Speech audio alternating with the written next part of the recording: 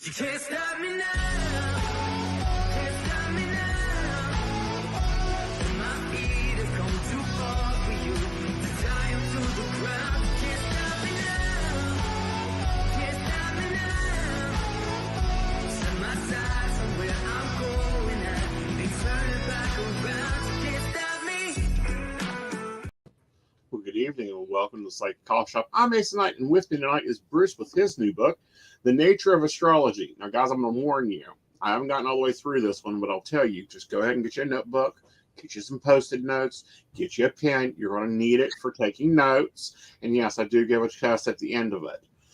So, Bruce, tell us about how this started off, because it's been a while since we've seen something break out of astrology. You know, that isn't the same.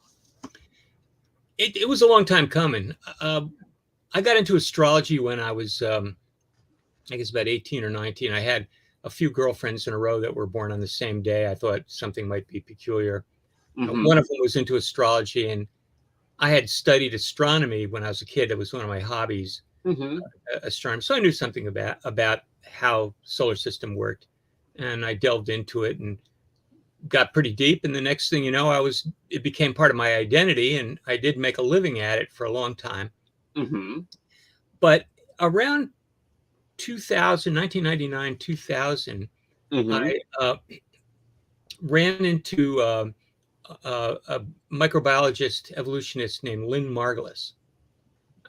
She's not all that well known, but she's one of the great scientists of our era. Her first husband was Carl Sagan, so she's kind of operated on that level. But she teamed up with James Lovelock, and they promoted the Gaia hypothesis, which you may know something about. Right. Certainly you've heard about it, right?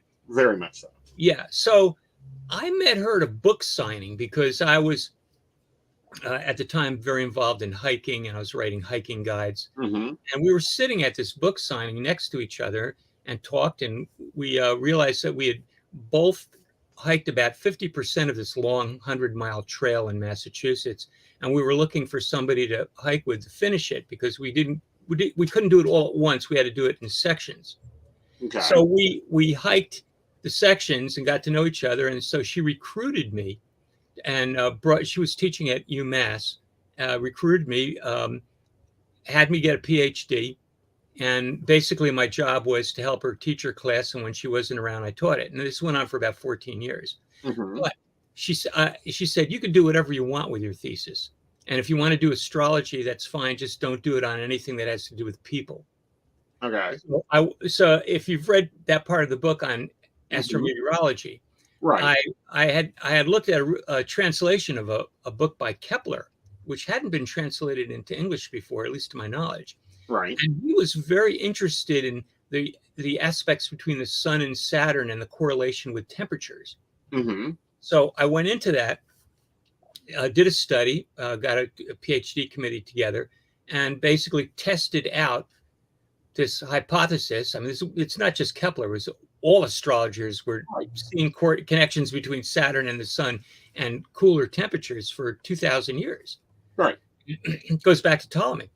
Right. So I did that, the PhD, and then Lynn said to me, says, well, why don't you make a book out of it now? You know, take your PhD thesis and expand on it. So I started doing that probably about 15 years ago, and fits and starts. And then I wound up with what I have here, which is kind of like 3 books in one. I give you that. It's at least 3, possibly 4, because, you may want to design a primer. One that has not done astrology. This is like from, what was your target audience when you wrote this? My target audience was really a more academic audience. And as I mentioned to you earlier when we were talking, the book was written more as an academic publication. I was looking to, academic presses, but astrology is touchy. Astrology is a hot potato, and they don't want to go there. Well, the problem is they don't like change, and they don't like learning history, which gets me. Like, I don't get that part. Like, they want to look to the future. They want to go on the same patterns, the same things, but the system changes. Well, not exactly. There's one of the points I make in part of the book is that there are now more and more graduate students writing, dissertations on the history of astrology. It's because they've used up everything else. Mm-hmm. And astrology is this monster skeleton in the closet. Right. And so they're looking at that. So quite a few publications have come out in the history field Mm-hmm. about astrology, and a lot of these people are very open to it, but they do not practice it, and they don't want to say that they believe in it. Right. And I had a history of science professor in my committee who had a real hard time with the fact that when I was doing my study, I was actually getting real results. Right. So, it's hard to say that they don't want change. I think what they really want to see is concrete evidence, about over and over for a while. And then they might say, okay, yeah, it's a real thing. But other than that, they're very interested in it. Okay. Very interesting. Yeah. So when did, and I cover this in my basic astrology class, that astrology and astronomy used to be the same thing. Yeah. And mathematics. Why did they get a divorce? Well, they were, you go back to Hellenistic times, and Plato used the term astronomy, and Aristotle used astrology, and they, like you say, they overlapped. Right. And mathematics was part of the program. And so in Rome, the astrologers are known as the mathematici, mathematicians. And they just traveled together for a long time, all the way through the Middle Ages. And when you got to the Renaissance, you began to see the split, and the split accelerated for a large number of reasons, which I document in the book. But astronomy got instruments. The instrumentation in science is a huge deal. Right. So when they got telescopes, they were able to do things that, open up huge new vistas on what the universe was about. And so astronomy moved into this direction of just studying the stars as they are. Although that was very clearly stated by Ptolemy 2,000 years ago. Right. And then the astrologers had a hard time because they couldn't really get with the scientific revolution, because you can't attach units to astrological subjects. Right. You can't take a person and assign units to that person. Right. Except maybe in terms of vital statistics, blood pressure and temperature and whatnot, but you can't do that with personality. And astrology got left behind. And one of the big themes in the book is my focus on John Goat, who actually tried to do a scientific study of astrology in the 17th century. He's a contemporary of Newton. Right. Couldn't do it. Right. And I think it's because of the way that he was trying to prove his evidence. Am I right? Well, he had no units. Yeah. He couldn't do reductionist science without units. It becomes it just becomes a correlation. That's all he was able to do, is a correlation. Right. So how do you think? And no statistics. That was the other thing, is you could do a correlation today, and you can test it statistically, but there were no statistics then. No, there wasn't even enough people to get a test subject panel together to do from a statistical point of view. Yeah, that came in after about another 100 years. Yeah. So how do planets actually affect the Earth? I've always said it's on a gravitational level. What's your view on it? Well, it could be, there are 4 known forces today. Gravity and electromagnetism seem to be the best candidates. And I outline that in one of the chapters in the book. Gravity's a possibility if you consider that when systems are at a tipping point, at a balance point, all you need is one straw and it's going to break the camel's back. So you don't need a lot of gravity to change things if the circumstances are at a fragile state. So you could say gravity might work there. The other idea is electromagnetism. There's all sorts of signals embedded in the Earth's magnetic field. It's impinged by the sun's magnetic field. Planets actually have magnetic fields as well, some much stronger than others. But there is evidence that life can sense some of this. Right. Certainly, life can sense magnetism, and it shows up in bacteria. Right. You know, one of the most common bacteria on Earth are these magnetotactic bacteria that they biomineralize this little chain of magnetite, and they can read the Earth's magnetic field. But birds have magnetite in their skulls, and probably people, where there are other ways of doing it. Mm-hmm. The last thing I read about this was that there's kind of a use of quantum entanglement that goes on in the bird's eyes. And I have a brief description of it there in the book, and I can't describe it perfectly right now. That's I fine. would need to refer to the article, but there are these possible explanations for how astrology works on a very physical level. Mm-hmm. One of the things I make clear in the book, though, is that it may be more than that, Okay. but we're in no position to go there. We're not there. We're not there on the scientific level of it. Yeah, I mean, it's easy to say that there's some kind of synchronicity, or Mm-hmm.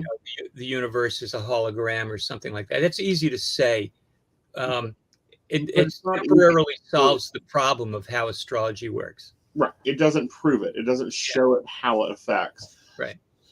Now, on a larger scale, looking at this, you know, we now have much more powerful telescopes. We have much more larger view of the Milky Way and other cosmologies. The classic astrology focuses on the 10 planets. How do you think that the externally affect the, you know, like the black hole that blew up, that, you know, the planet that blew up into a black hole and that was released in February? Do you think we still get magnetic field or gravitational field from that, or do you think it's too far away? Well, you know, stuff eventually reaches the Earth system. Right. You know, the solar system, eventually it does. Mm-hmm. You have neutrinos coming in, you have cosmic rays. Mm-hmm. All this stuff is, you know, the space is not that empty. Right. It's Also, very busy. Signals are going on all over the place. Mm-hmm. You know, my argument in general is that there's so much going on around us that life has evolved in a temporal environment as much as it has evolved in a physical environment. I would agree. It has evolved on that level, and it has really expanded. Do you think that astrology in itself will expand? Yeah, I think that right now astrology is between a rock and a hard place. Okay. First of all, it's almost entirely identified with practice. Right. And so nobody has any time to do the research or the development of theories. Mm-hmm. There are a lot of people that are looking at history. Astrology has its history together a lot better than it used to be. And Mm-hmm. that's to its credit. Right. But there's no time for the kind of information that could help clarify what astrology is. And there's also a lack of institutional support. Right. So that nobody can really do that. So you have to, if you want to make a living out of astrology, you have to hustle. Mm-hmm. You have to promote yourself, and you have to do it. Right. People do it well. And, you know, Kepler complained about it constantly. He couldn't stand that job. Really? Oh, yeah. He was dealing with these. Basically, he was saying he was dealing with fatheads, he called them, and people that thought they knew everything. People that, you know, that he couldn't speak to them in any kind of a subtle way because they wouldn't get it. Right. And they were forcing him into yes or no situations, which he hated. Right. And because it's never a yes or no. It is well, you know, you have this allayed energy and you have this allayed abilities, and it depends on what choice you make and how you respond to this vibration. It's not a yes no thing. Yeah. What do you think Kepler would think of that his name is now one of the leading his name is being used as one of the leading softwares for astrology? Well, he never hated astrology. He was just kind of disgusted with astrologers. Mm-hmm. And he just thought that they were wasting a lot of people's time. Mm-hmm. You know, he might be interested in it. I mean, you know, he did work with techniques. He worked with secondary progressions. He Mhm. worked with, primary directions, Right. transits. He would be impressed with it. But Kepler ultimately was a mathematician and was interested in producing ephemerides. Okay. And, the if the ephemerides at the time, Sorry. ephemeris is the Yeah. singular, were so bad that people like Tycho Brahe had to build these enormous instruments to measure the planets. Mhm. And then Kepler inherited all his paperwork, all his data. Right.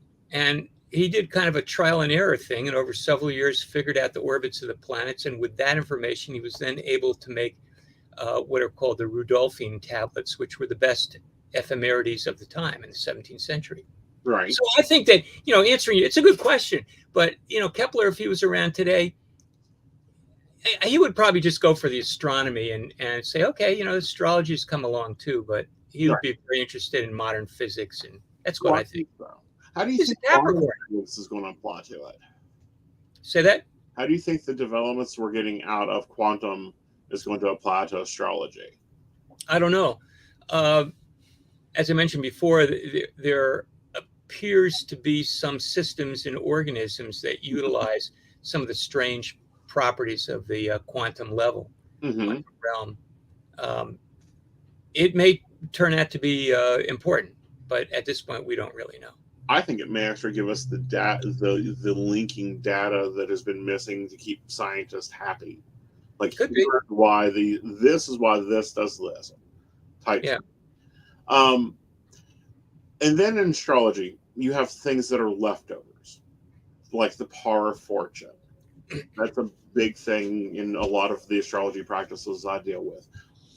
Your book, I believe, covers those leftover tidbits of history that are still there, because this used to be serious work. I mean, countries employed it.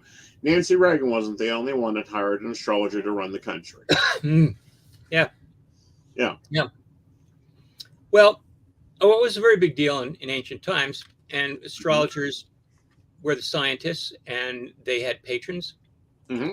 They had support, and Right. they advanced, mathematics and astronomy and astrology. Trigonometry was basically driven by the needs of astrologers. Right. And once it was done in about the 17th century, there really wasn't anything else to do. And I think a lot of the more mathematically inclined astronomers went more into astronomy at that point. I think so too. Because I also think that, we're going to be more than the horoscope papers. Hopefully. Hopefully. I think that, because we're doing a lot, I don't know, I still do a lot of pattern recognition when looking at astrological events and the things that are going on with humans. And, really like, okay, where's this headed? What's it doing with? That type of thing. And I don't know, I'm still delving in. I've been studying astrology for 30 years and haven't covered half the amount of information out there. Yeah. It's endless. It is. But I think computer programs have helped the industry a lot, because there's no more sitting down and drawing out your 12 houses and, figuring out through the ephemeral pages. It's like, give me a minute, let me throw this up. Yeah, you don't have to do the trigonometry. Right. Do you think that's lost some of it, though? There are a lot of things about astrology that are built off of the actual astronomy and the coordinate systems, Mm-hmm. That were used in the past. And things like ascensional times and, the diurnal cycle and details like that you get into and you begin to understand better when you have knowledge of how a chart is constructed. Right. On the other hand, when you have a computer, you can try out all these techniques. Mm-hmm. You can try out things that would take you hours to set up. Right. Like, I did primary directions by hand in around 1970. really? And that was, yeah. Okay. I created a speculum. You have to list all the things and Mhm. extensional difference and everything. And I did it. At that point, I became pretty convinced that primaries weren't really delivering nearly as well as solar arcs. I would And agree. so I just went right to solar arcs. Cool. Very cool. So, what do you see happening, sitting from your position, with astrology over the next 5 years or the next decade? Well, I think there'll be a little more acceptance on the media level because it fits the uncritical media level pretty well. And Hmm. you'll start seeing more um, mentions of things like Mercury retrograde or void of course moon. Simple things like that are going to pop up more. People are going to begin to get a sense that astrology is a lot more than just your sun sign. Right. I think probably 90% of the people believe that astrology is the zodiac and that's it. There's nothing else. Right. And it's so much more. There's Yeah. so much more inlay there. There's so much more information, and following your transits and understanding how, just because it's a Mercury in Gemini that's causing an issue, it's actually going to hit that Capricorn a little harder because of where their Venus and Mercury lie in their natal, that type of thing. Don't you Yeah. think? That'll be Well, I more think common. more of it will trickle down. Mhm. I mean, I think astrology is in a period where it's beginning to create some institutions. You Okay. have a few schools that are, they're doing okay. I'm involved with the Professional Astrologers Alliance, which is a certification program. Hmm. And I think, there are a number of certification programs, and I think they're important because they begin to uh, draw contrasts between people that have actually studied the subject and people that have a lot of chutzpah and are hustlers. Right. So and that's important. It is. Take astronomy, for example. You have professional astronomers and you have amateur astronomers. Right. And there's nothing wrong with being an amateur astronomer. That means that you love it. Hmm.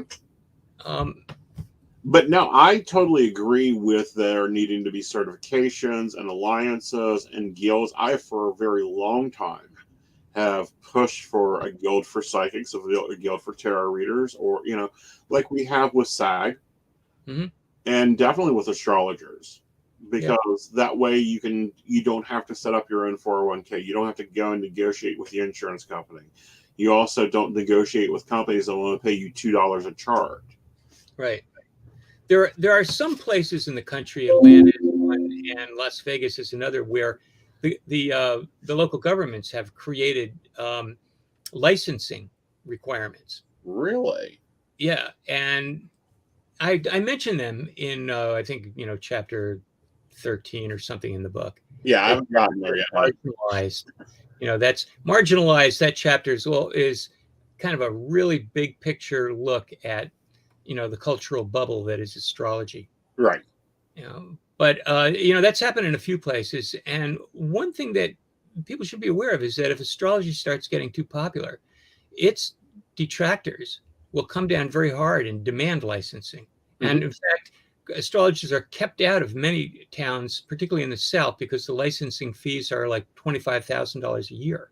Yeah, very much so. That's why most psychics don't live in the South. That's the problem. Astrology is caught between a rock and a hard place. Right. And I think it's because there's still that battle going on that, we're, somewhere looking at the black mirrors and they think of us, creating their doom.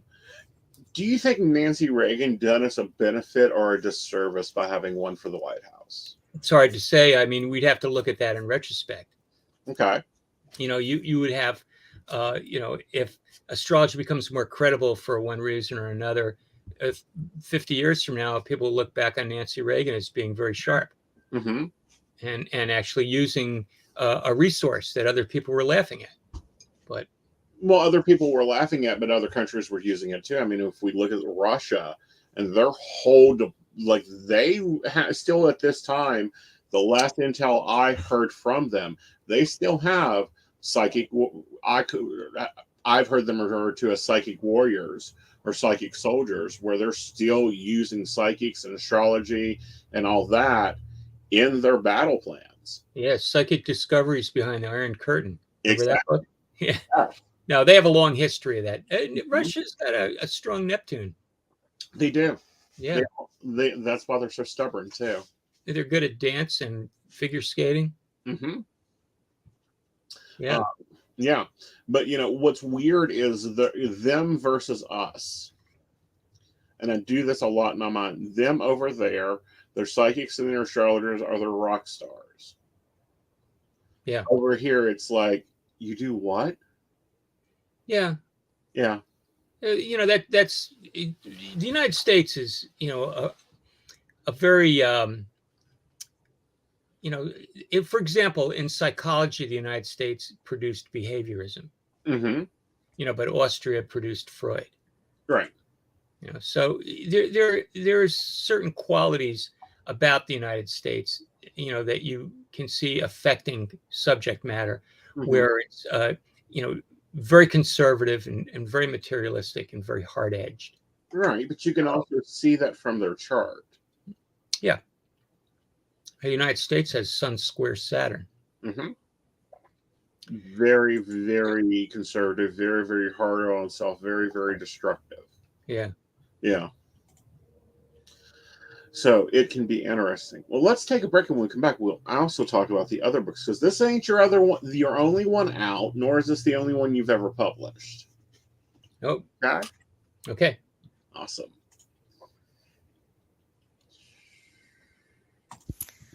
Hi, I'm Dottie the Psychic, and I'm sure you're wondering why I'm not wearing any makeup. Well, one reason is to irritate my social media manager, Aeson Knight. Hi, Aeson. The other reason is because I like to get to the naked truth about what it means to be a neurodivergent LGBT person with psychic abilities. I've got vlogs, blogs, and podcasts and videos all related to try to live my best life and helping witches and bitches do the same thing. So, you can check all that out and get a reading from Dottie the Psychic at DOTTIEthepsychic.com. Safe travel and much profit to you. Do you have a cute pet? We know you do. Each week, Tracy Van chooses from submitted photos a featured reader for her Facebook page and provides a tarot reading. Your adorable pet cat, dog, rabbit, goat, chicken, snake, or more could be her next featured reader. Visit TracyVan.com, TracyVann.com, and click Featured Reader to submit. We look forward to seeing your pet next.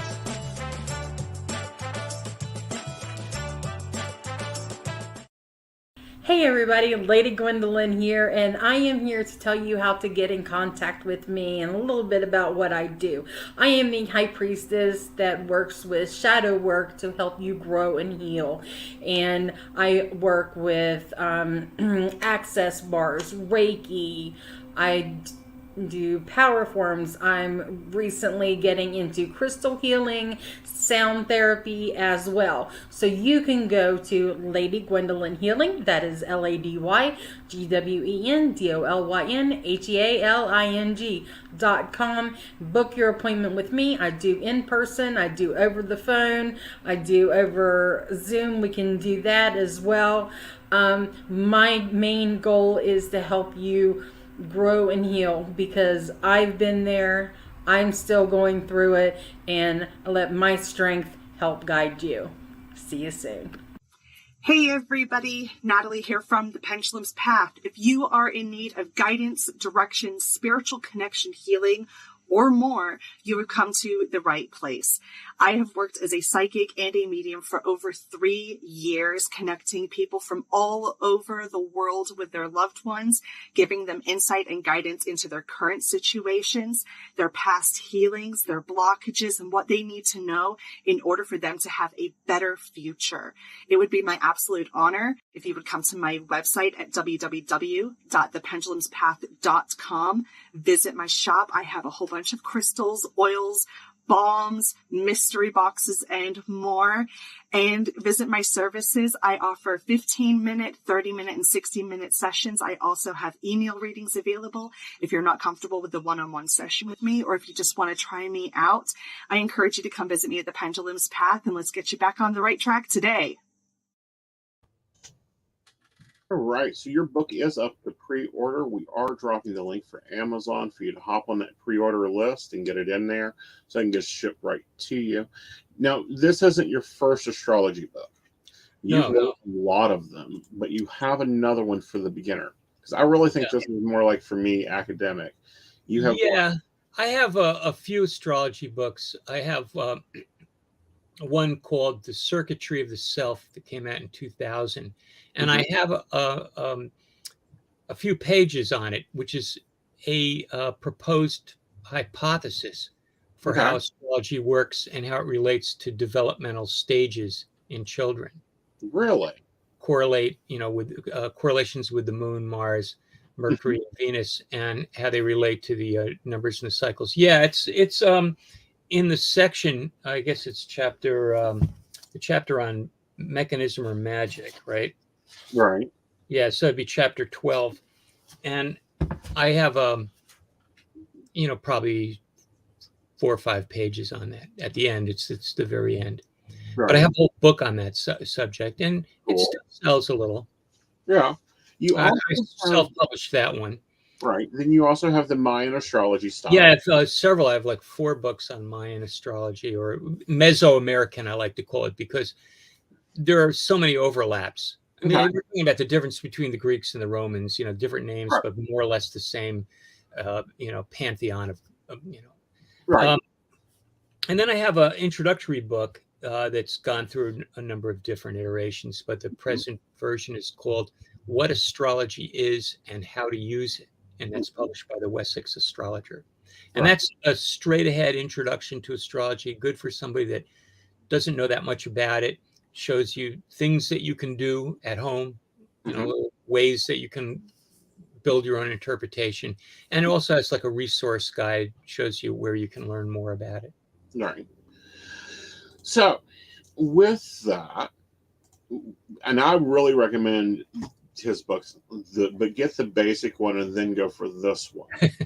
Okay, because you can get the basic one today. It'll be in your hands within a few minutes, and you can get through it by the time this one comes in. But if you have a college background, particularly in the sciences or the social sciences, no problem with the nature of astrology. No, it isn't. It's no problem. Or if you studied astrology, it really isn't a big thing. It's just that way you can already be primed up. I like how you tone your voice in your books. I really do. It's a very inquisitive tone for me. It's not like this drabble textbook of textbooks of tech. It's like a odd. It's really interesting to read. The philosophy is great to look into. So Pluto's still a planet. What are we going to do with the 5 asteroids floating around?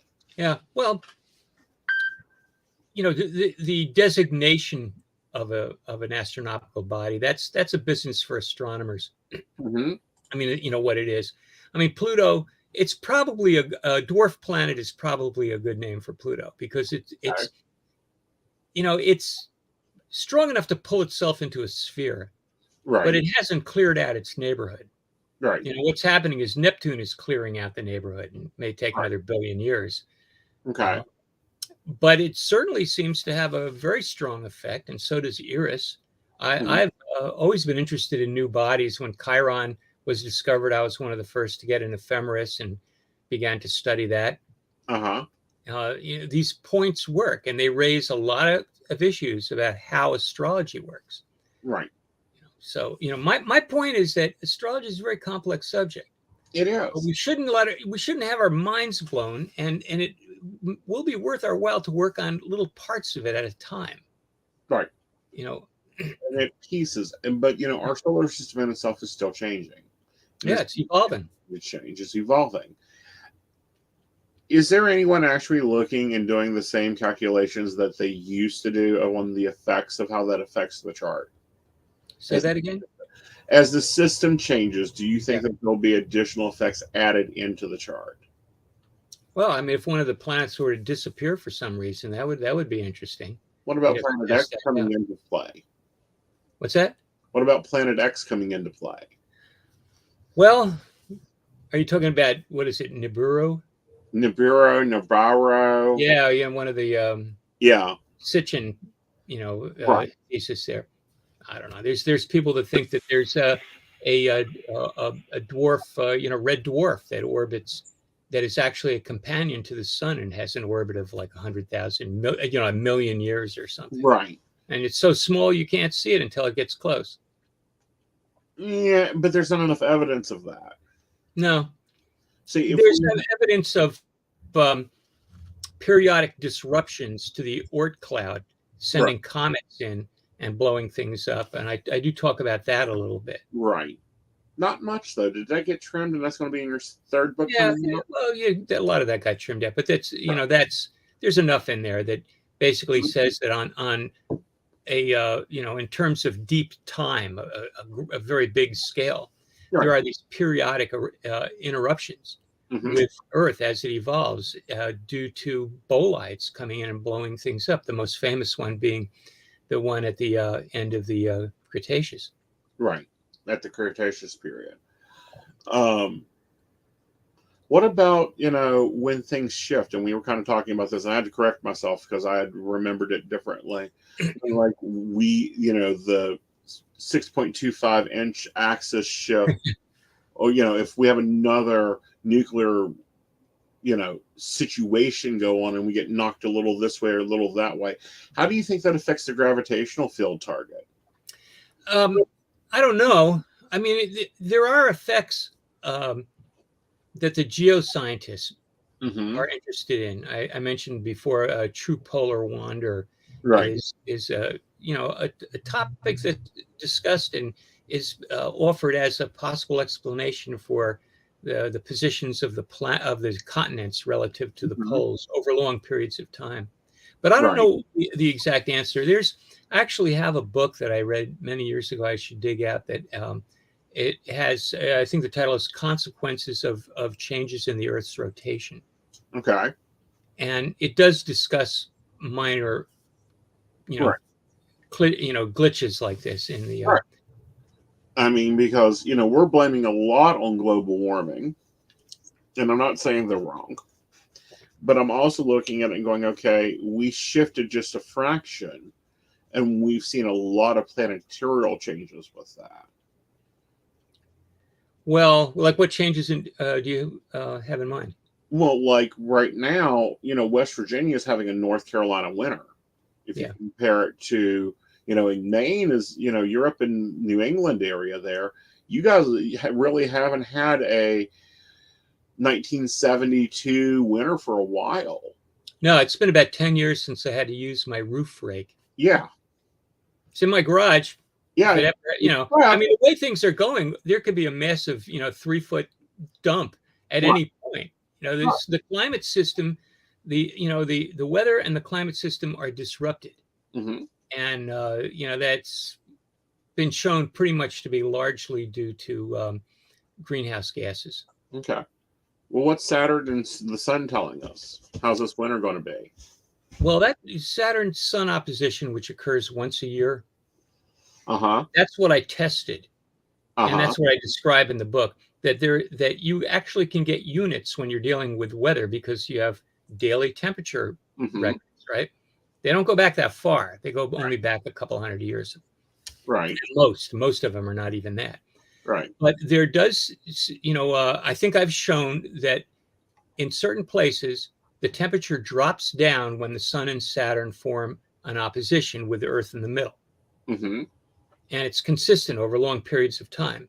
Right. Even if it's in the summer, you won't say it's really cold out, but the temperature will be lower for a few days right around the opposition. I don't think that by itself controls the climate. I think that's something that is really more of a punctuation. Right. And that when you're talking about climate, you're moving to a much larger scale, which I talk about in the book.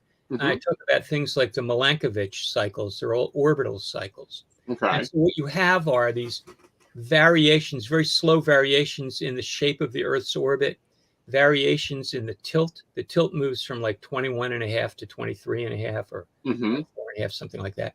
And then there's the precession, the direction that the pole points to. And these are all modulated by the gravity from other planets, particularly Venus and Jupiter. But Mars plays a role in it as well. So we have the whole solar system acting on the Earth's orbit. And over very long periods of time, it controls climate, much in the same way as over the course of a year, the orbit of the Earth around the sun controls our seasons. Mm-hmm. Very So much. there's things going on. It's just on such a large scale. Mm-hmm. What we're experiencing now in terms of global heating is very fast and very rapid. Right. Probably 10 times faster than any known previous event. Right. There was one about 55 million years ago, the Paleo-Eocene thermal maximum, which is, it's considered an analogy for the modern times because the climate went up like 10 degrees. Right. And all the ice melted. Apart? What's that? Isn't that when the continents split apart also? No, there was around that time, there was no Isthmus of Panama. There was the actual Pacific and Atlantic were connected, but they filled in. The ocean currents change things a lot. When you have gradual earth changes, you might have an earthquake that really makes a difference and locks in, blocks some kind of current. And that shifts everything around, and places down the road get changed. For example, if a warm current gets for some reason pushed north, it destabilizes the seabed, which is containing what they call methane hydrates, these frozen clumps of carbon, methane. And so they get destabilized. All that methane pops up into the atmosphere, and over the course of, say, 1,000 years or so, the temperature on Earth goes up enough. That melts some ice glaciers, and it cools it down, and it changes back. So you have all these feedbacks going on all the time, but they take a long time. They're very slow. What's going on now is kind of unprecedented. Right. It's very fast. It's very fast. It's very quick. We're seeing global changes at a level. Yeah. But looking at it from an astrological point of view, we're seeing it the same thing. Well, I don't know that there's anything in astrology per se that would predict, climate change. In astrology per se, what I mean is the astrology that most people practice. Right. Looking at a birth chart or ingress chart or something like that. Right. It would be more the active astrology. Yeah. What we can see though are punctuations. I mean, the storms don't show up out of nowhere. Right. You get storms when planets are lining up in various ways. It's just that a lineup today might be twice as powerful as a lineup like 200 years ago. Right. It's like we're getting ready to go. I think it's in opposition. The moon, Mars, and Venus. Mars is disappearing from the night sky.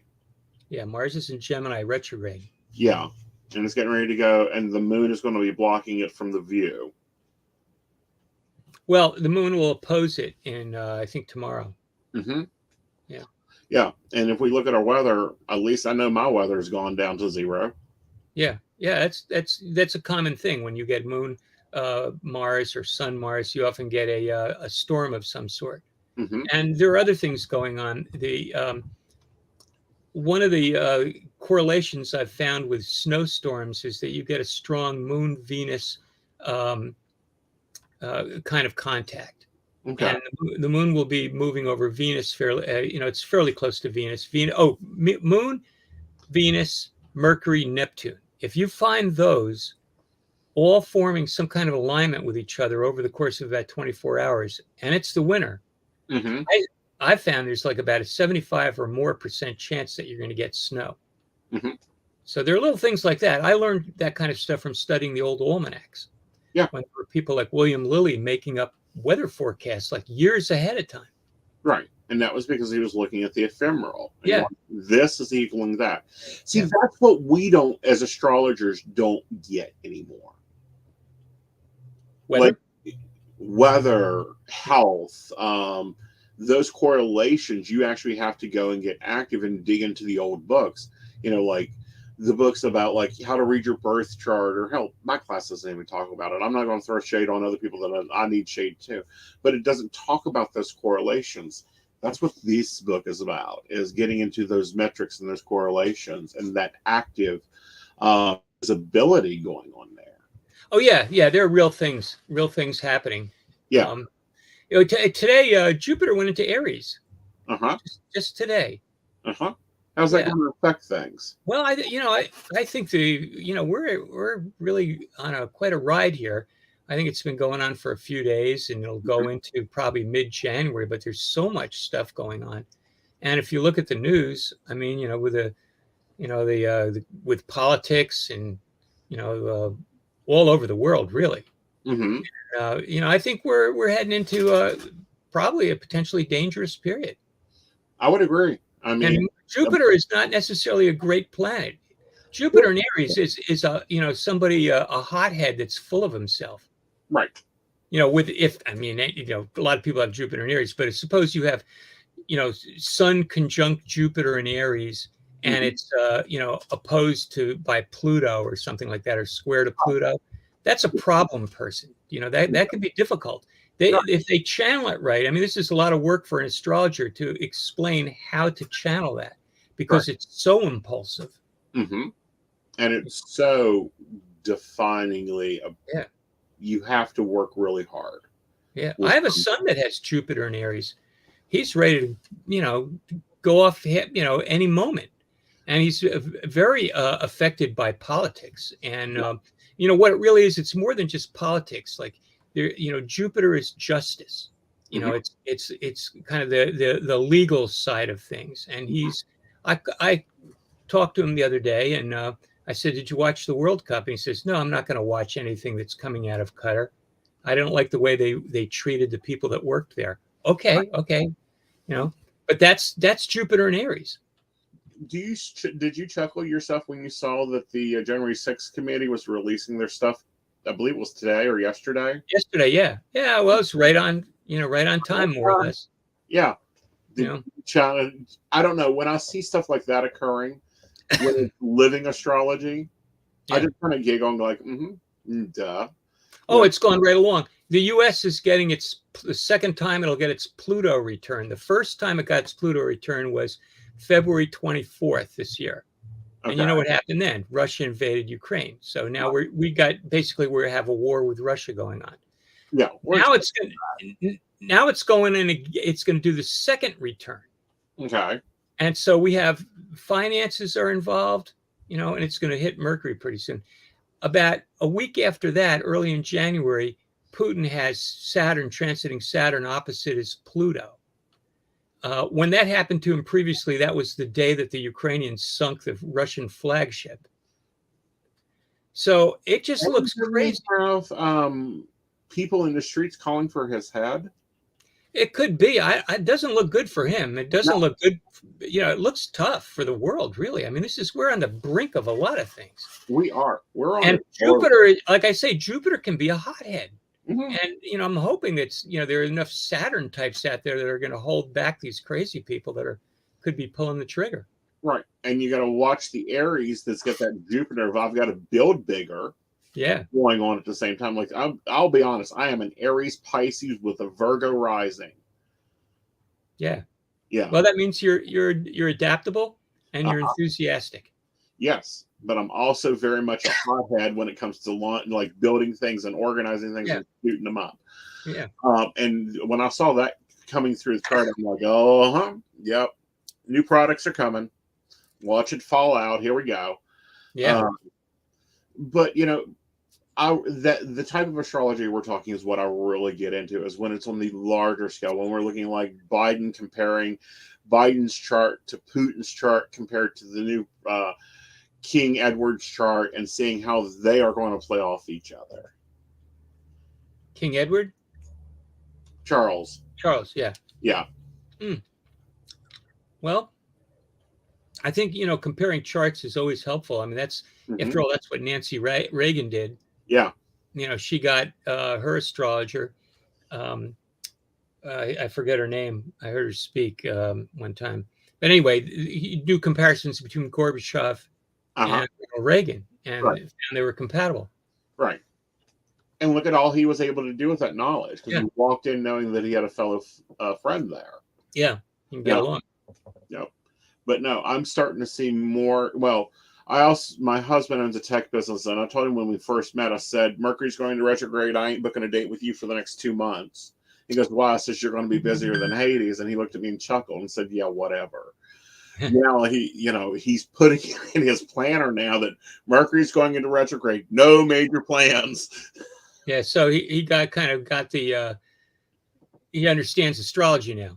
He doesn't understand all of it. He's beginning to understand retrogrades. Yeah. Yeah. Well, retrogrades are important. One of the things about astrology that I think is very important, and it goes way back in terms of counseling, is that to accept your chart for what it is and work with it. And, I had a long career being counseling, consulting astrologer, and there were so many people I worked with that they couldn't do that. They wanted to use me as a tool to help them get more of something, or at best to understand somebody else. Right. But the idea that you look at your chart and you see it as a roadmap for yourself that you can actually improve on, it goes way back to the Stoics. And a lot of the early astrologers were Stoics. And the Stoics, saw people as being largely fated. Right.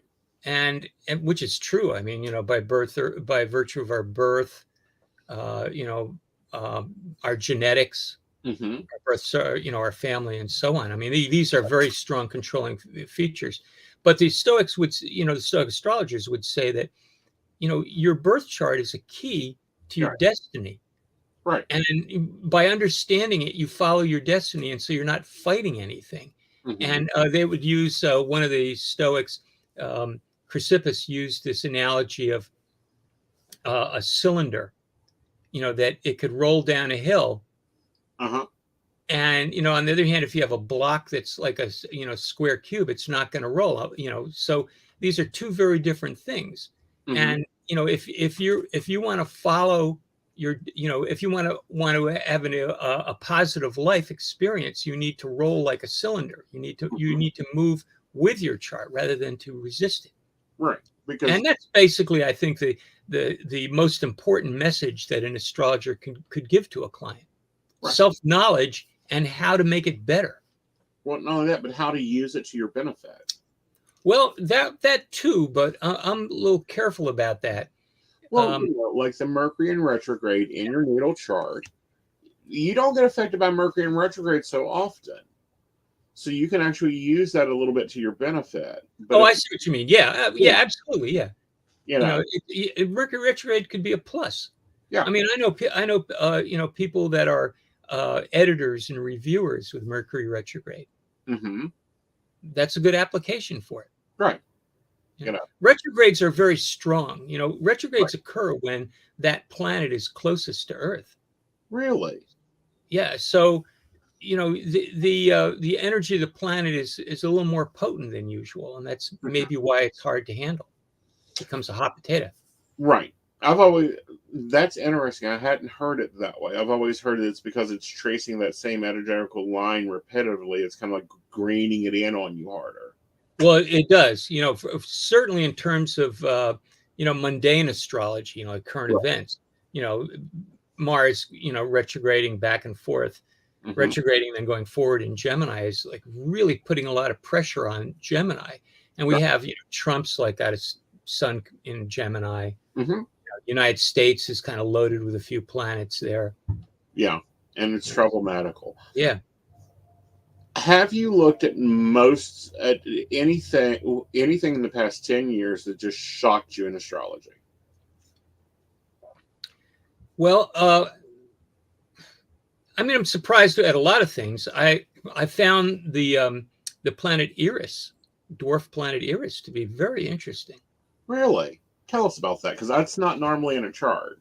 Yeah, that was not that long ago. And so I started putting in the chart, and there was I guess it was in 2016, there were some very strong correlations with Eris making an aspect to, to Pluto.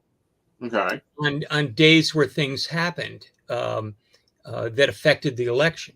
And what it appeared to me to be the case was that these moments were times when mischief was being perpetrated. Okay. And that's kind of what Eris is all about mythologically. Mm-hmm. So it's a little subtle, Right. but it's definitely there. And this body is way the heck past Pluto. Right. It's very much out Way out there. So, it surprised me a bit that something that small, it's about the same size as Pluto. Pluto's like the Right. size of Australia. Right. If not a little smaller. Yeah. And it's 1/3 the mass of our moon. And Eris is the same size, and it's way, way out. Uh-huh. So, astrology is a can of worms when you begin to tackle how it works. That's why I'm saying better to look at pieces of it. Yes, and take it by parts. Yeah. One at a time and chew on it. That should appeal to your Virgo's qualities. Oh, it does. It does. Believe me, it does. You have to take things in pieces. Otherwise, I will get engulfed. I will do that single hedge focus. Yeah. And be, like, everything else will go to bat, and it'll be like, no, I've got to see what Eris is doing in 7 degrees comparative to what it done, 2 years ago. Yeah.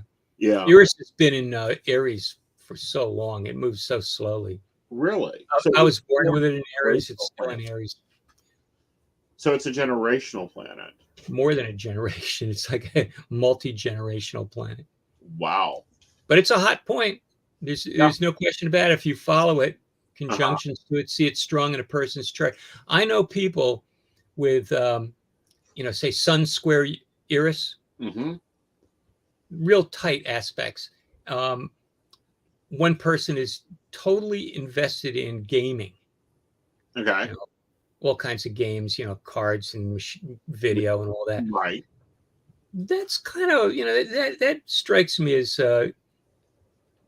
there's a lot of competition embedded in that. And there's a lot of trickery embedded in that gaming.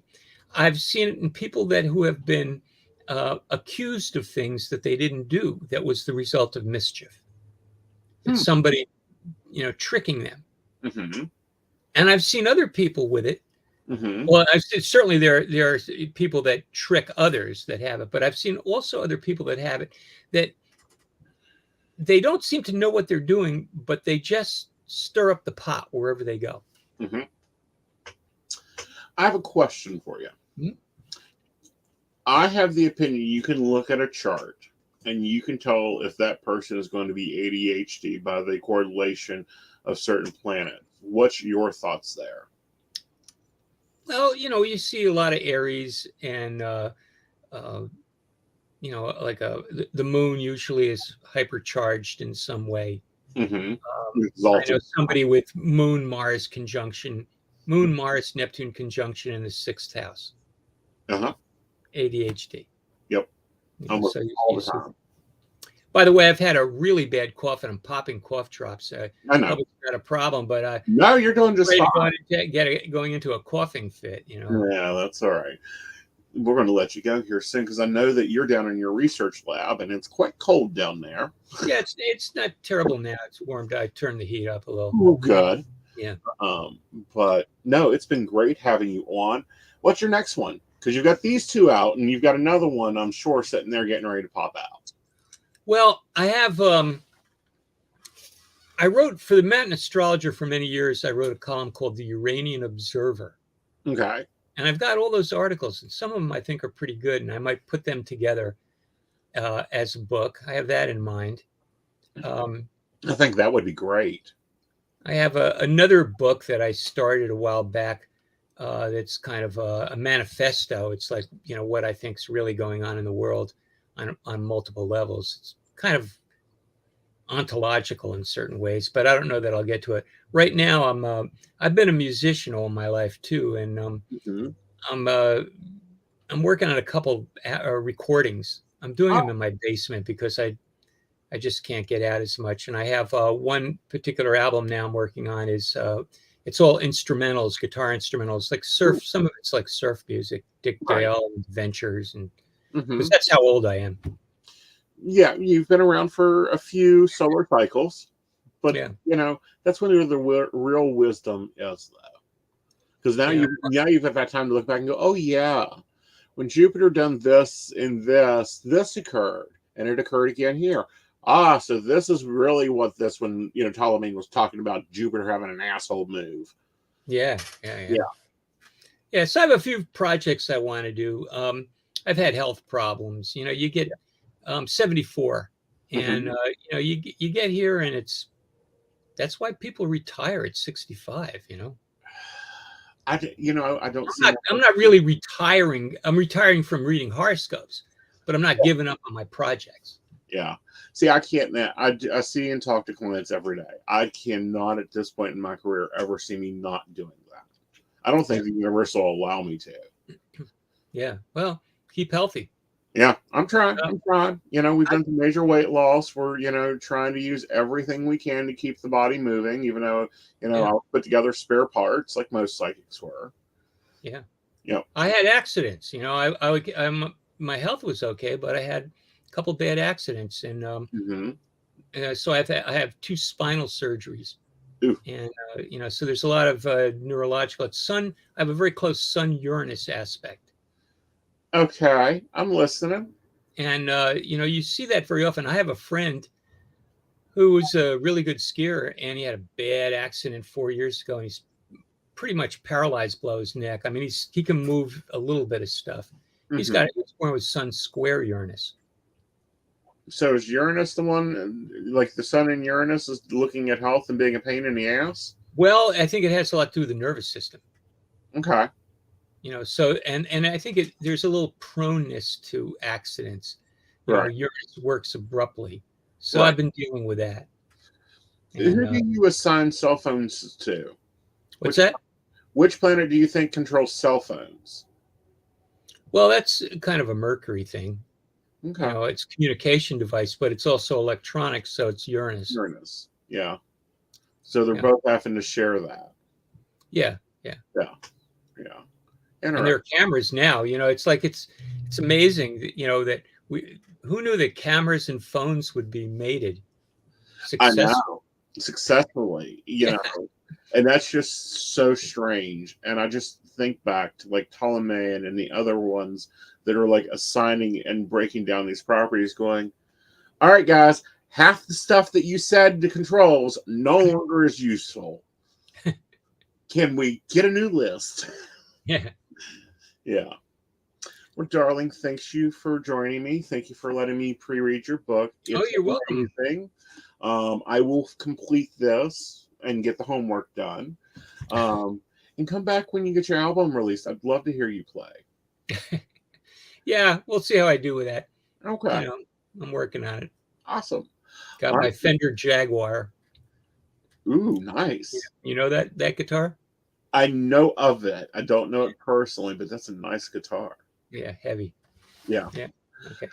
All right, darling. Well, I'll talk to you later. All right, guys. Nice speaking with you. Nice speaking with you. you. Be good. All right, guys. Okay, Let's take a break, and we'll be right back.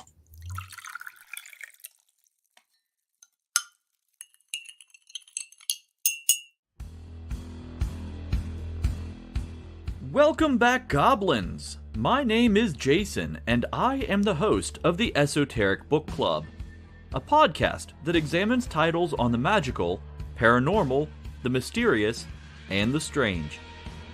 I release 2 episodes a month, in which I review books on esoteric topics, recap news of the weird, and conduct interviews with authors, practitioners, and experiencers. The Esoteric Book Club can be found on every major podcast service, or can be streamed directly from esotericbookclub.org.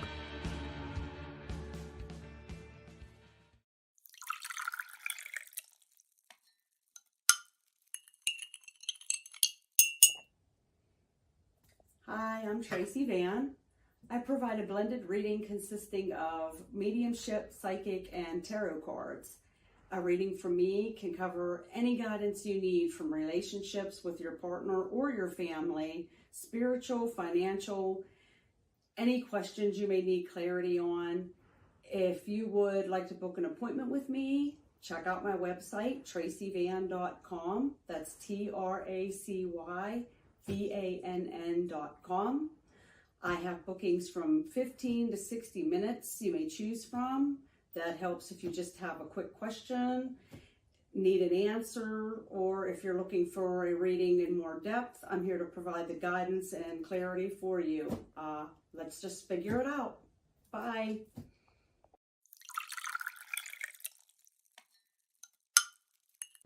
Hi, Techie Joe here. I work with Aeson Knight and some of the best psychics in West Virginia to create amazing live streams and podcasts for the Psychic Coffee Shop Network. Together, we brew up great content discussing news, events, hot topics, and more, all from a psychic perspective. On the Psychic Coffee Shop, we interview amazing authors in the metaphysical realm. Coffee and Tea combines Aeson with Tracy, Dottie, Natalie, or Lady Gwendolyn for the good and the bad of being a psychic. Shameless Self-Promotion with Dottie the Psychic talks to leading and emerging YouTubers and business owners in our community. Mountain Bears brings you the latest in LGBT news and politics. The Psychic That Plans answers the question of, well, how a psychic plans.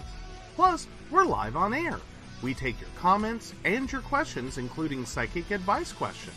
Check out our amazing programming, book an appointment with top psychics, and find out all the wonderful things we have to offer at PCSBnetwork.com today.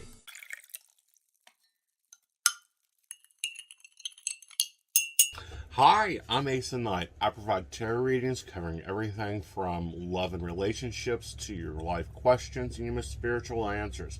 And also, I provide a lot of guidance in finances and divorces and all those relationship problems. So, if you'd like to get a reading from me privately, not on air, you can feel free to do so by visiting aesonknight.com and booking your appointment. I also provide on-demand services, so if your life is a little chaotic, you can go ahead and click that call now button there on my site. Great for a quick answer question. All right, guys, back to the show. Enjoy.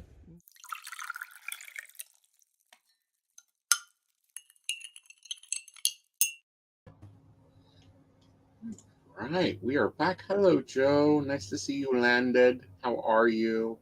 Doing well, doing well. Just got home a little bit earlier. It's been a day out and about. It's been the last 3-4 days. Yeah, you've been on the move and you're getting ready to go through a Mercury retrograde, so enjoy it now before I chain you to your repair desk. No. Yeah. No, I have other things to do, damn it. All right, well, it was a dream. I know. But no, actually, it should be okay. It should. Yeah. It should be okay. Yeah. But yeah. So how's your day been? You were here all alone for a good chunk of the afternoon. I was fairly busy. I had appointments and clients all evening and, done some housekeeping. Got to get that witchy system moving. Yeah. Hey, Brenda. Hi, Brenda. How are you? Yeah. Oh, and hey, Shannon. Let's see. Yep, Shannon and Brenda, and yep, that's everyone I see right now. Good. Oh, so Brenda wants to know, Aeson, does the Uranus thing that your guest was talking about major sense with Joe? Yes, it does. What? Your neck injuries are in your chart, honey. Oh, well, yeah, basically. Yep. Yeah. Damn it. Oh, what else? Saw that coming. Yeah, pretty much. Yeah. Pretty much. That's where that's at. Well, we just assumed that you'd done it once. Apparently, you had a Uranus return going on also. Oh, wow. Yeah, I really need to start running your transits more often, just for my amusement.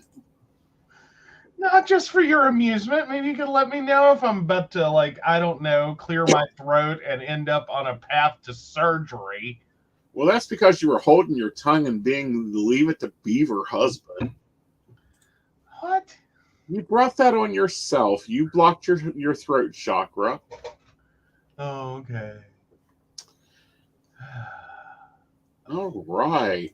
So, do you want to take on relationship advice or find out if you're an asshole first? Oh, we always start with Am I the Asshole, so let's do that. All right. So, let's go ahead and get that going. I'll get the poll. All right.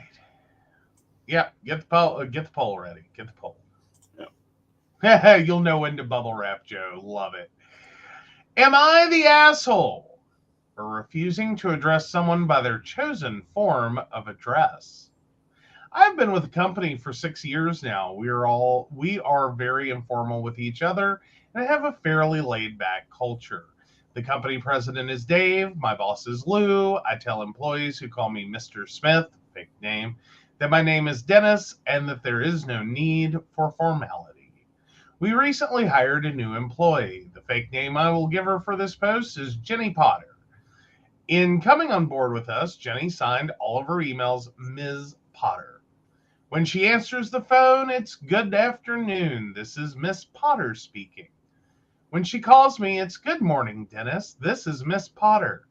And my response is always, good morning, Jenny. How can I help you? If I send an email to Jenny, the response is signed by Miss Potter, all in bold, emphasis hers. She is 3 levels below me in a different line of report in terms of company hierarchy. So her supervisor's boss reports to someone on the same level as me, if that makes sense. It got back to me that she thinks I'm disrespectful for not calling her Miss Potter when I speak to her. When I spoke to others about it, most state that they just ignore it, don't use a name to address her, respond to her queries, and let her call herself what she wants. My boss thinks it's idiotic and that she's not at any level within the company to demand that. When I told my wife, she replied that it's obviously a button for this woman and I'm being an asshole by antagonizing her. My counterpoint to this is that nobody in the company gets addressed formally. And if I don't call my boss or his boss by anything but their first names, I'm not going to formally address another employee several layers down the hierarchy.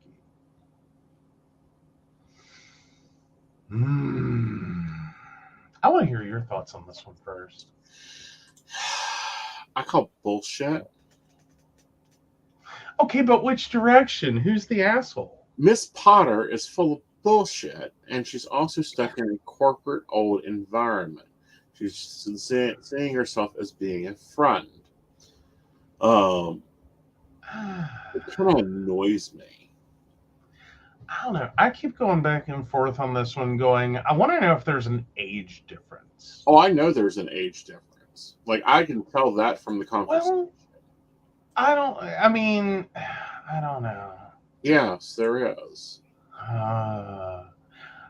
Well, I'm trying to figure out if like the age difference goes the other way and that Miss Potter is older than OP.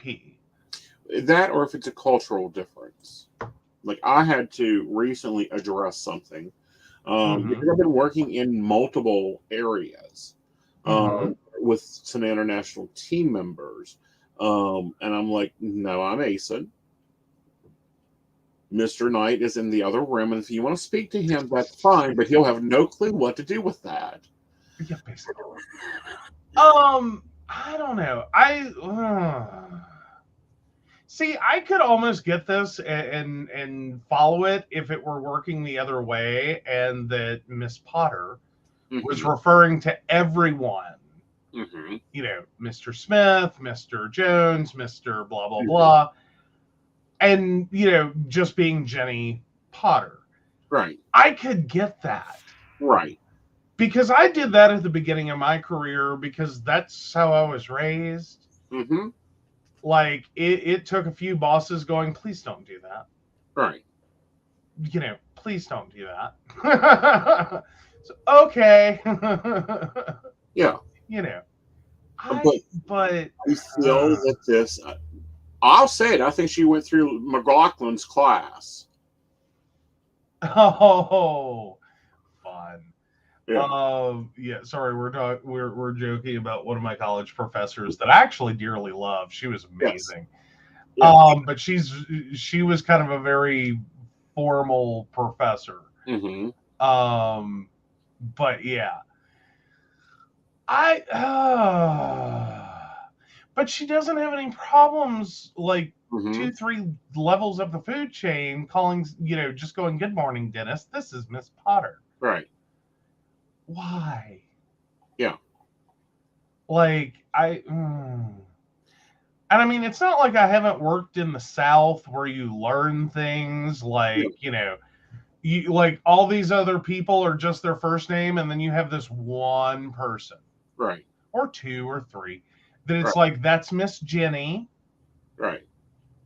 It's a Miss and first name, or a Ms. and first name, or a Mrs. and first name. Right. Not a last name.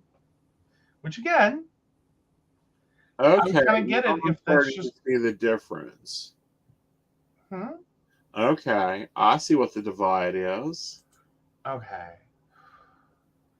So I go deeper into OP's thing here. Oh, okay. Okay, and apparently there's a racial difference. Oh.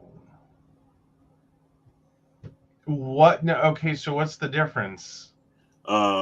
She is African American. He is white. Okay. Well, I still don't get that. Yeah. Okay, I see it. No, I get it. And the correction, and it depends on where. If she's taking a formal tone because she thinks she has to from a cultural standpoint. Okay. Okay. I mean, yeah, Miss and first name is a sign of respect. Like, it's a big Southern thing. Well, it's a big Southern thing, but it's a big cultural thing there. Well, yeah, but it's usually not a last name. No, yes, it is for a man to a woman. Oh, it wasn't for me in the South. It was always like, like Miss Doris, who was and I remember this many years ago, because please keep in mind, I graduated in 2005, and the woman who cleaned our building was Miss Doris. I met her within a week of working there, and she was like my best friend when I was in college while working in that office. Right. Because she had a key to that office and I didn't. Yeah. And she took pity on me and she let me in every morning. So I will never forget Miss Doris. And Miss Doris was Miss Doris, and that's all there was to it. Right. Like, that's who Miss Doris was. That's how everyone knew Miss Doris. Right. I got that one. Yeah. Two different things, Joe. She's taking the formal tone. The reason she's taking the formal tone is she's trying to imprint that she's trying to keep a wall up going, no, we are not friends. It's Miss Jenny is, one of her friends talking to her. Right. And Miss Potter or Ms. Potter. Right. Is I'm at work. This is my work name. Right. This is who I am at work. Yes.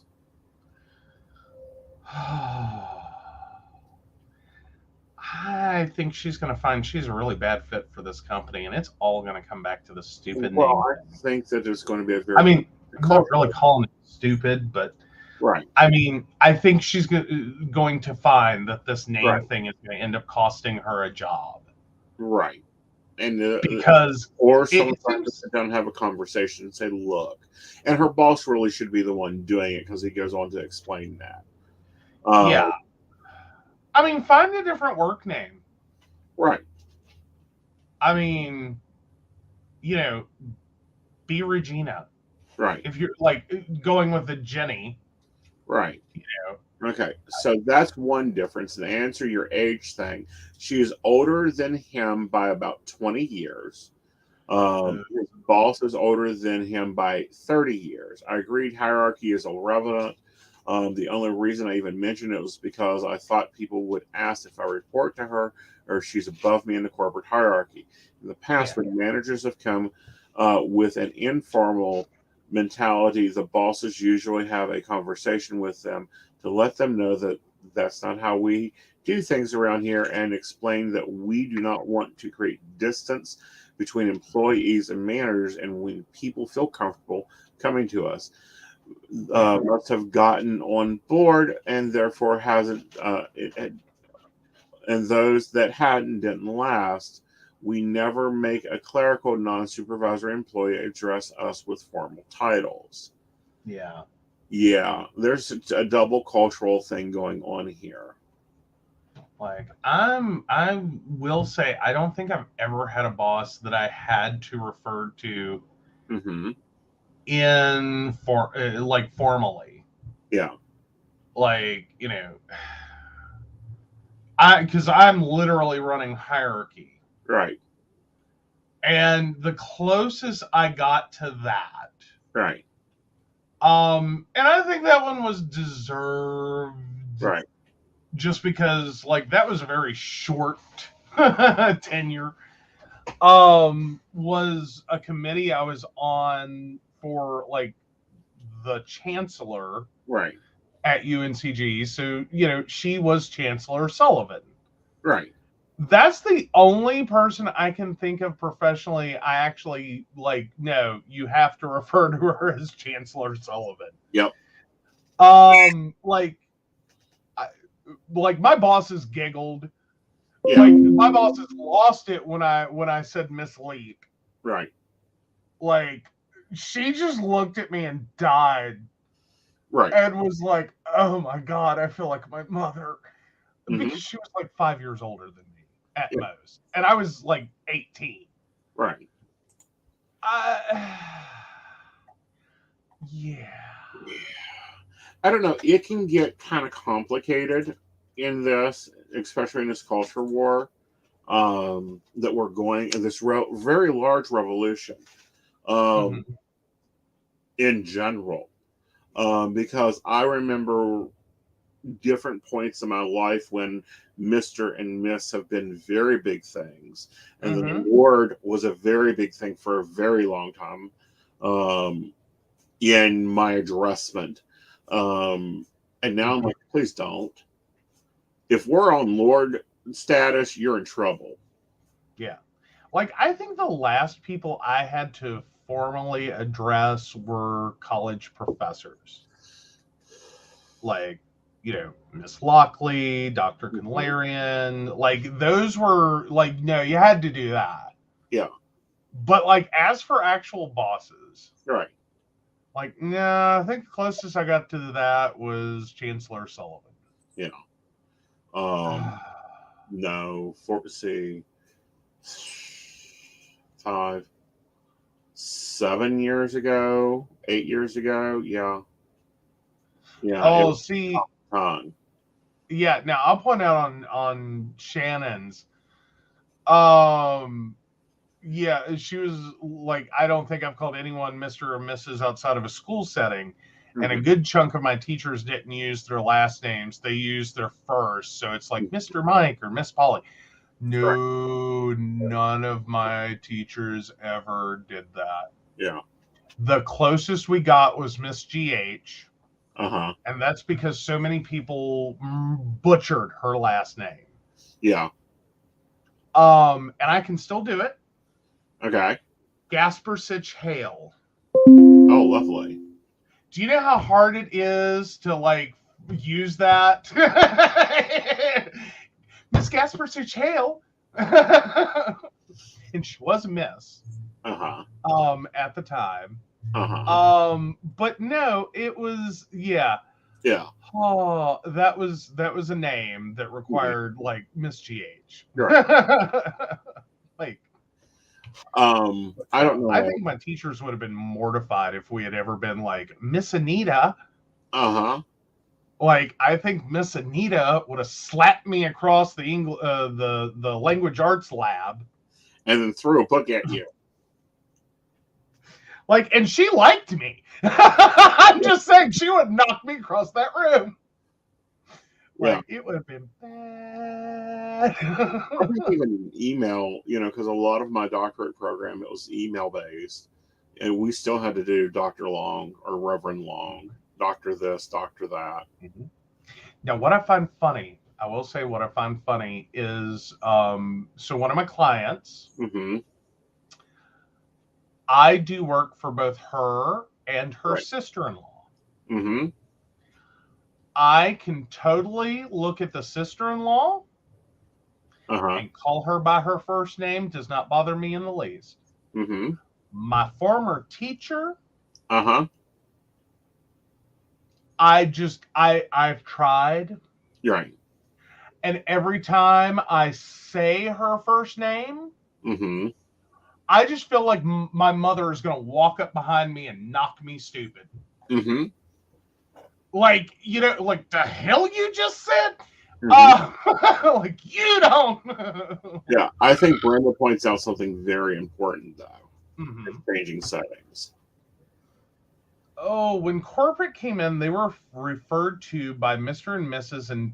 unless they said otherwise, up to our in-state level bosses were first name. Once you hit corporate, it became formal to address them. Right. The ones who didn't do that were the older ones, like 50 plus years. Okay. Yeah. Well, yeah, no, even my baby teachers. Yeah. Like, because we had one that she wasn't all that much older than us. Yeah. But she was still formal. Yeah. Like, I mean, It does. she was a really great teacher, don't get me wrong, but she was one of those teachers that just, when even the students are like, how the hell is she going to keep control of a senior level class? Mm-hmm. Because that was our first thought. We were like, there's no way in hell. Right. She did. She was good. But yeah, all of us had that moment of like, she looks younger than some of the students. Uh-huh. Yeah, I'm with Kate here, though. There are some people that's like, nope, you're still, Lord Lady, you're still mistress, you're still, and, people get a little fuzzled with me when I, like Gwen got a little fuzzled for a little bit when I still used lady, or, when I'm addressing a mistress or a mister. Mm-hmm. We don't see that much of addressing, misters or mistresses anymore. Yeah. But no, I'm still there, Caitlin. I'm totally still there. Like, that's going to be the first name that comes to my mind. Mm-hmm. By the way, the poll is going to stay up while we cover relationship advice. So let's go for it.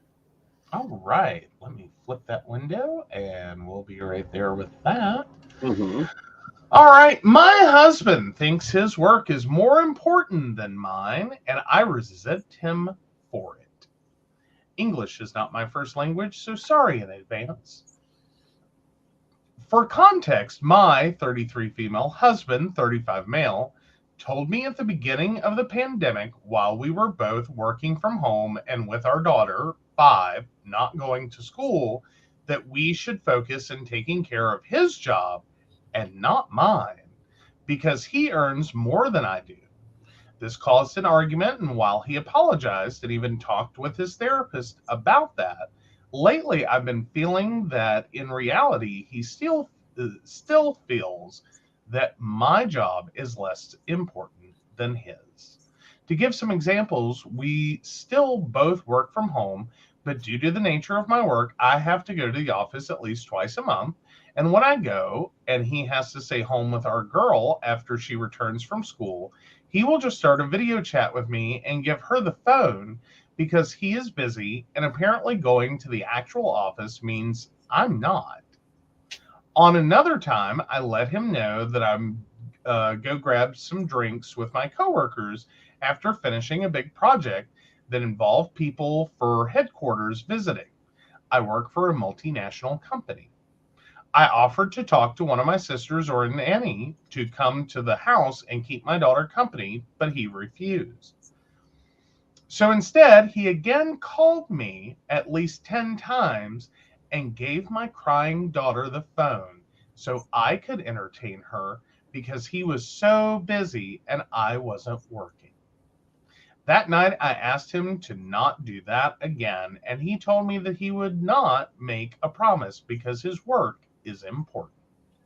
I just feel that I also work hard, contribute to house expenses, and even do the primary care for my daughter, and that he just does not respect me or my job enough.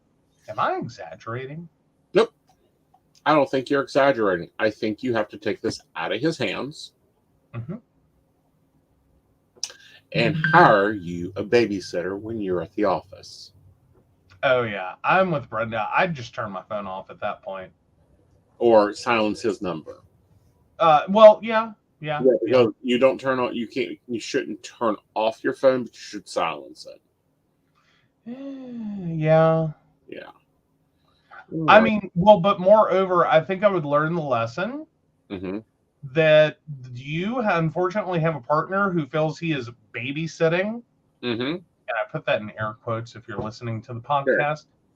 Babysitting his child, which, cringe. Right. And so you basically have to find your child a babysitter because he doesn't even take that with an ounce of responsibility. Right. So no, I think I would get very good at turning off my phone or muting him in some way, silencing him. Right. Two, if you've got to do a work event of any kind, I would find alternative childcare for your daughter. I'd also probably make sure that his money pays for it. Yes. Take it out of his bank account. Yeah. Because I'm petty. Yep. And I don't think it is very much to ask. Right. To juggle that parenting. Right. Which is what it should be. Right. Instead of, having a partner that is an unwilling babysitter. Right. And I think that it's terrible that he's an unwilling babysitter. Yeah. Yeah. No, I'm like, that is one of those sentences that I hear people say, like, well, I left them, I left dad babysitting, and it's like, they're not babysitting. Right. Like, did you miss the point where you spread your legs and seed was ejaculated into you? Right. And the two of you created a child. Right. And you're both on a birth certificate. He is not babysitting. Right.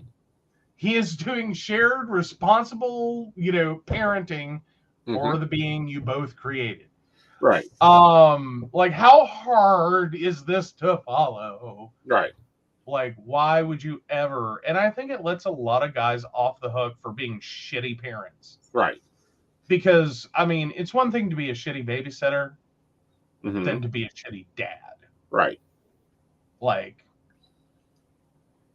shitty babysitter is like Uncle Steve, who, can't hold a job and has been finding himself, again, in air quotes, for 30 years. Exactly. That's a shitty babysitter. Right. Like, that's bad life choice. Shouldn't have made it. Exactly. It was a horrible emergency. Not, like, hi. Yeah. And it's ridiculous when it comes to relationships and this bullshit that goes on. And I do mean ridiculous. It occurs all the time.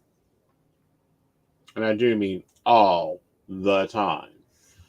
And I've had to re-explain and explain this to some people, how we balance things in general. And I think it's a very important thing that before you have children. Yep. Well, yeah, Uncle Steve may be better than this dad. Yeah, possibly. Maybe Uncle Steve will teach baby how to take a couple tokes and baby will calm down.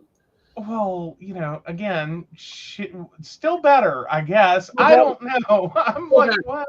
But no, I think this is where grandma comes in. I see that she's commented that she's decided to get a babysitter 3 days a week for the child. The other 2 days a week, there is extramural activities the child goes through. That's wonderful. But no, I would have mama and aunt all set up because when these events come up, and you just have it pre-planned that she's going to stay with grandma.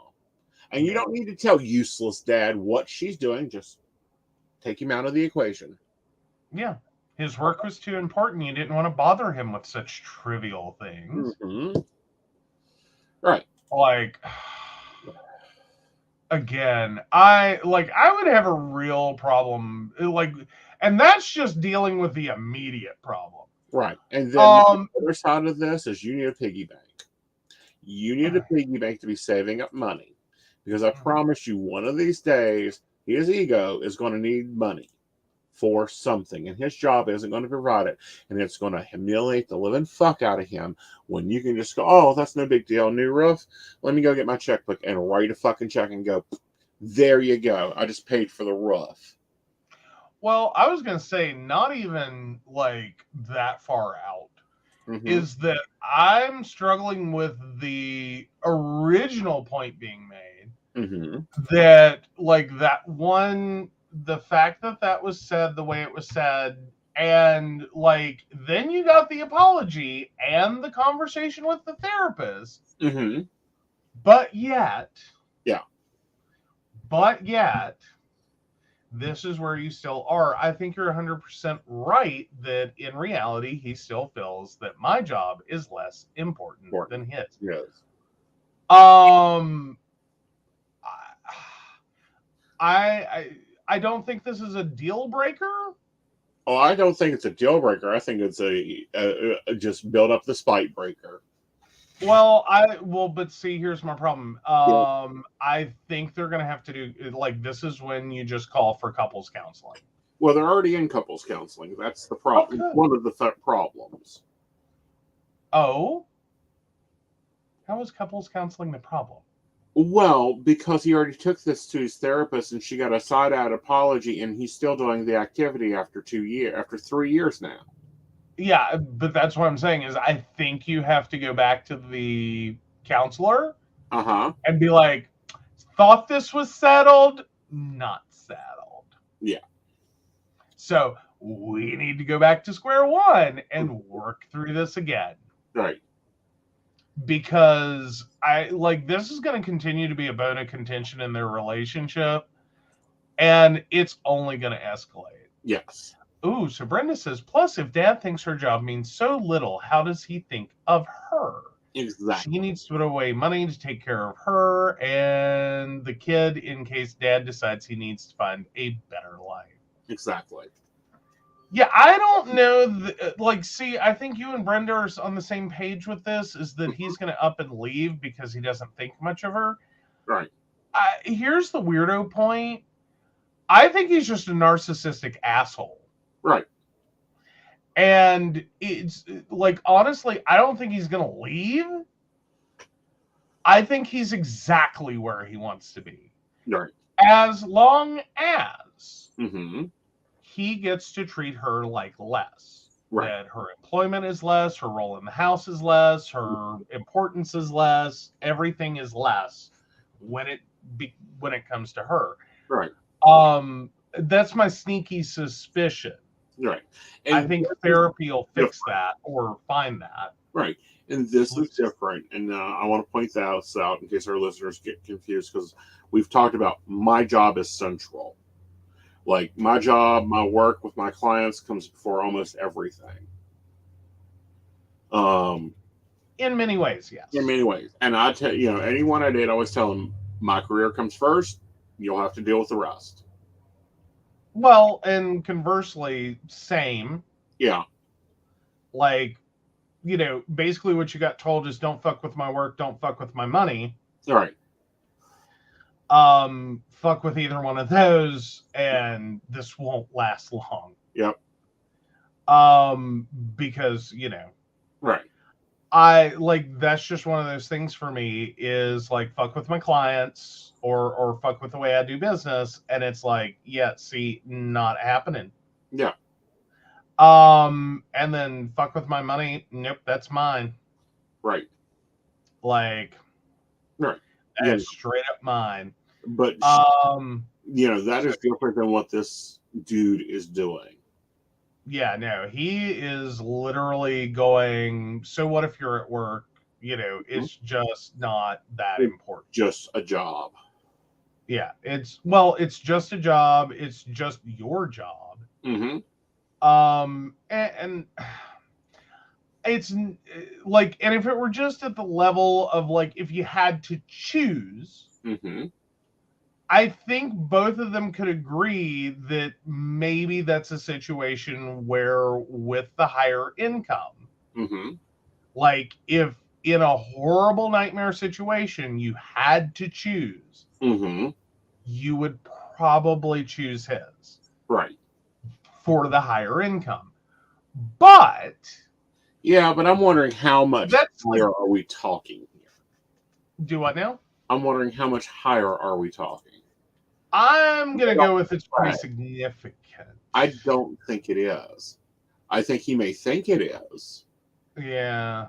but I don't personally do not think it is a significant one for him to be. I mean, if we're talking about a couple $1,000s, then no. But I don't even know that it's about the money. Right. I think this is like the comparison of like she's an accounts representative or something for a business, and he's a doctor. Right. And it's like, well, my work's more important. I'm a Right. And okay, to some degree, maybe you have a point about your work being important. Right.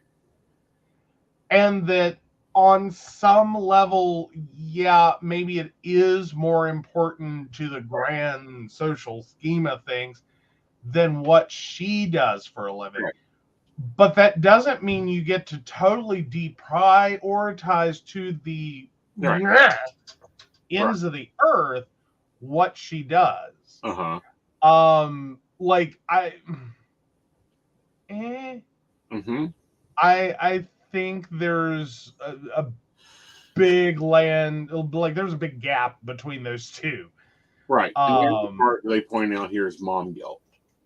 Oh.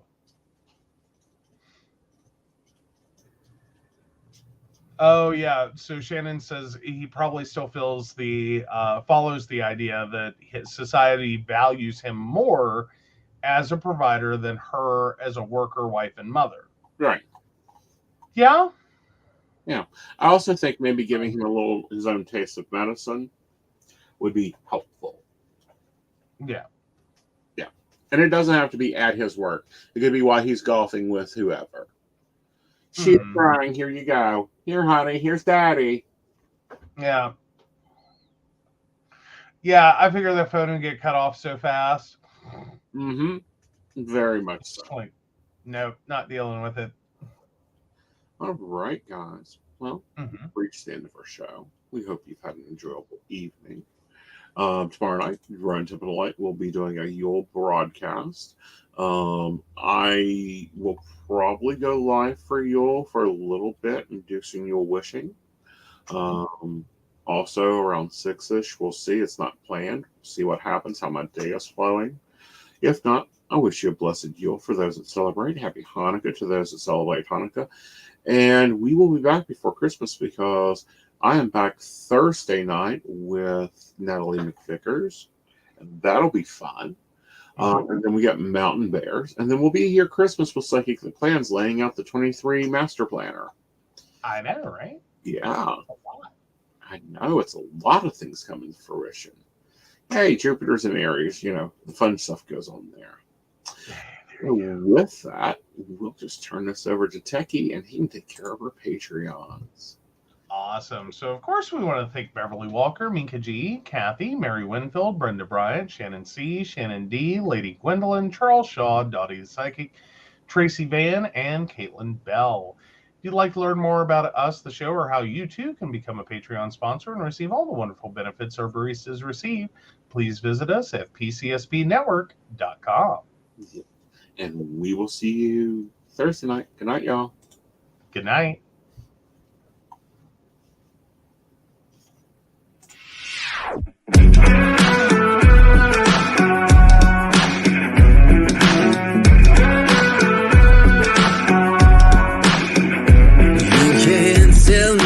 Deck is stacked. You can whisper behind my back. You can show me how the odds are up against me all day long. But I've been through the fire and come out alive, and there's no more fear in my eyes. Oh, now I'm rising, and you can't bring me down. You can't stop me now.